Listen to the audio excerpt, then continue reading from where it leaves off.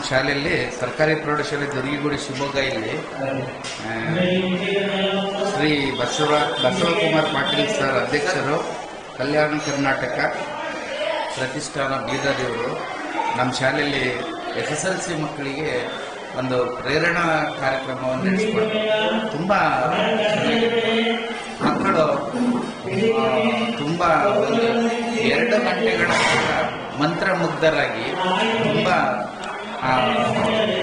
ಅವರ ಲಕ್ಷ್ಯವನ್ನು ಆ ಕಡೆ ಈ ಕಡೆ ಹೋಗದ ಹಾಗೆ ಯಾವ ಥರ ಪರೀಕ್ಷೆಯನ್ನು ಎದುರಿಸಬೇಕು, ಯಾವ ಥರ ದೊಡ್ಡ ಕನಸುಗಳನ್ನು ಕಾಣಬೇಕು ಎಂಬುದನ್ನು ದೃಷ್ಟಾಂತಗಳನ್ನು ಕೊಡೋದ್ರ ಮೂಲಕ, ವಿಜ್ಞಾನಿಗಳ ಹೆಸರನ್ನು ಸೂಚಿಸೋದ್ರ ಮೂಲಕ, APJ ಅಬ್ದುಲ್ ಕಲಾಂ ಅವರ, ಸ್ವಾಮಿ ವಿವೇಕಾನಂದರ ಘಟನೆಗಳನ್ನು ಆಧಾರವಾಗಿ ಇಟ್ಕೊಂಡು ಮಕ್ಕಳಿಗೆ ಪ್ರಶ್ನೋತ್ತರ ಮಾಲಿಕೆಯಲ್ಲಿ ತುಂಬ ಚೆನ್ನಾಗಿ ಹೇಳಿಕೊಟ್ರು. ನನಗಂತೂ ತುಂಬ ಖುಷಿಯಾಗಿದೆ. ಯಾಕಂದರೆ ನಮ್ಮ ಮಕ್ಕಳಿಗೆ ಇದು ತುಂಬ ಅವಶ್ಯವಾಗಿತ್ತು.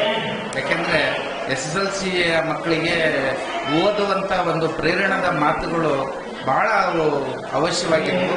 ಹಾಗಾಗಿ ಶ್ರೀ ಬಸವಕುಮಾರ್ ಸರ್ ಪಾಟೀಲ್ ಸರ್ ಅವರು ತುಂಬ ಚೆನ್ನಾಗಿ ಅವರದಾದ ಒಂದು ಭಾಷಾ ಶೈಲಿಯಲ್ಲಿ ಮಕ್ಕಳಿಗೆ ಮುಟ್ಟುವ ಹಾಗೆ ತುಂಬ ಚೆನ್ನಾಗಿ ಹೇಳಿಕೊಟ್ರು.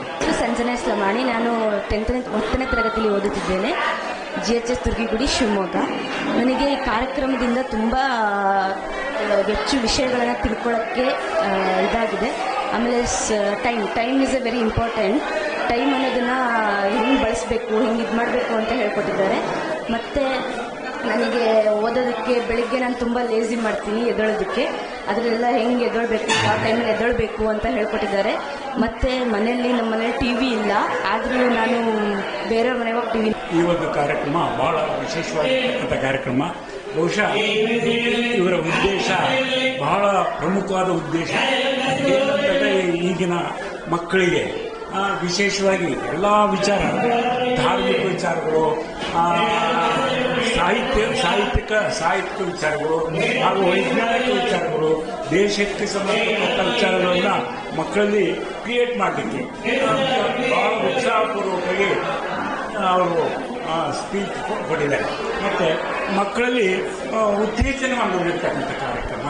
ಹಾಗೂ ಈ ಶಿವಮೊಗ್ಗದಲ್ಲಿ ಬಹುಶಃ ಇಂಥ ಕಾರ್ಯಕ್ರಮ ಇವತ್ತರೆಗೂ ಇದು ಮಾಡಿಲ್ಲ.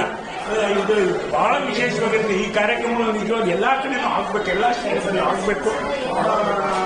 ಹಾಗೂ ಇದಕ್ಕೆ ಪ್ರೋತ್ಸಾಹ ಕೊಡಬೇಕು. ಈ ಒಂದು ಕಾರ್ಯಕ್ರಮಗಳು ನಿಜವಾಗ್ಲೂ ಬಹಳ ವಿಶಿಷ್ಟವಾಗಿರ್ತಕ್ಕಂಥ ಕಾರ್ಯಕ್ರಮ. ಅದಕ್ಕೆ ನಾನು ತುಂಬ ಧನ್ಯವಾದಗಳನ್ನು. ನನ್ನ ಹೆಸರು ರೇಣುಕಾ. ನಾನು 10ನೇ ತರಗತಿಯಲ್ಲಿ ಓದುತ್ತಿದ್ದೇನೆ, ಸರ್ಕಾರಿ ಪ್ರೌಢಶಾಲೆ ದುರ್ಗಿಗುಡಿಯಲ್ಲಿ.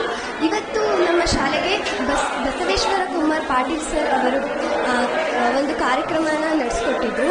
ಅಂದು ತುಂಬ ಇವತ್ತು ನಮಗೆ ತುಂಬ ಒಳ್ಳೆಯ ಮಾರ್ಗದರ್ಶನ. ಯಾಕಂದರೆ ನಾವು ನಮ್ಮ ದೇಶ ಪ್ರೇಮ ಹಾಗೂ ನಾವು ಬೆಳಗ್ಗೆ ಬ್ರಾಹ್ಮಿ ಮುಹೂರ್ತದಲ್ಲಿ ಎದ್ದೇಳಬೇಕು ಮತ್ತು ಚೆನ್ನಾಗಿ ಓದಬೇಕು. ನಾವು ನಮ್ಮ ಗುರಿನ ಬೆನ್ನಟ್ಟಿ ಹೋಗಬೇಕು.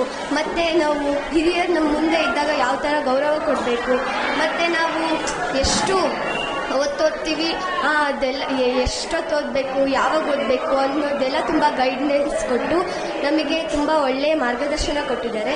ಇಷ್ಟು ಹೇಳಿ ಅವರಿಗೆ ಧನ್ಯವಾದಗಳನ್ನ ಹೇಳ್ತೀನಿ.